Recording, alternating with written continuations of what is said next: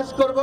আপনারা দেখেছেন যে 5ই আগস্টের পরে আমরা এই হাসিনাকে বিতাড়িত করার পরে আমাদের ভিতরে বিভক্তি নেমে এসেছে। আজকে রাজনৈতিক দলগুলোর মধ্যে বিশেষ করে বিএনপি এবং জামাতের মধ্যে এই দুইটি দলের প্রধানতম ভূমিকা এই জুলাই আন্দোলনে। কিন্তু আজকে তারা যা শুরু করেছে এটার জন্য যদি কোনো খারাপ পরিণতি বাংলাদেশে আসে, এজন্য তাদেরকে এর মাসুল দিতে হবে, ভোগ করতে হবে, তাদেরকে জনগণের সামনে জবাব দিতে হবে।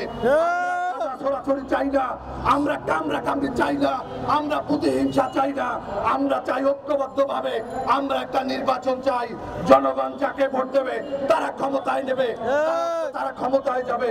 সংগ্রামী বন্ধুরা আমার, আপনারা জানেন যে অ্যাডভোকেট ফজলুর রহমান, তাকে মানসিক স্বাস্থ্য কমপ্লেক্সে নিয়ে চিকিৎসা করানো উচিত।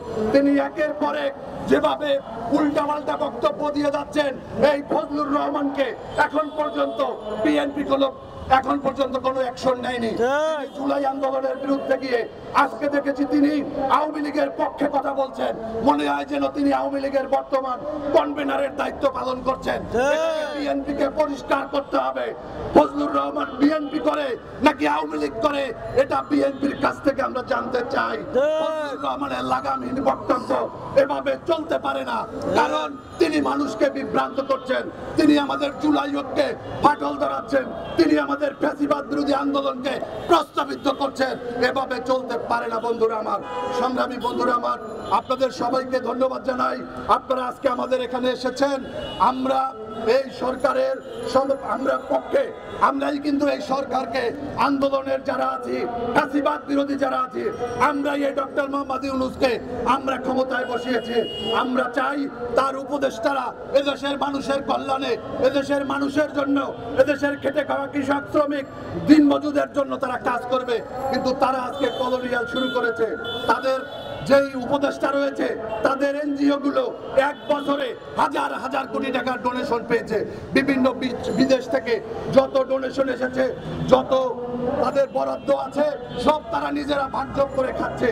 আমরা দেখেছি এক উপদেষ্টার, একজন এপিএস, তার বিরুদ্ধে আমরা অভিযোগ দেখেছি। তার কারণে এইভাবে আমরা দেখতে চাই না। আর জুলাইয়ের আন্দোলনের অন্যতম যোদ্ধা এনসিপির বন্ধুদের বলতে চাই, সবাইকে সম্মান করতে হবে। যারা বড় দল রয়েছে, বিএনপি নেতাদের নিয়ে উৎসারটনা বন্ধ করতে হবে, রাজনৈতিক নেতাদের চরিত্র হনন বন্ধ করতে হবে। আপনাদের অভিজ্ঞতা কম, আপনারা রাজনীতি এসেছেন। আপনাদের যে আহ্বায়ক নাহিদ ইসলাম, তার বয়সই হচ্ছে 27 বছর, আর আমার রাজনীতির বয়স হচ্ছে 35 বছর। আপনারা রাজনীতি শিখেন, রাজনীতি করেন, রাজনীতি সবার জন্য।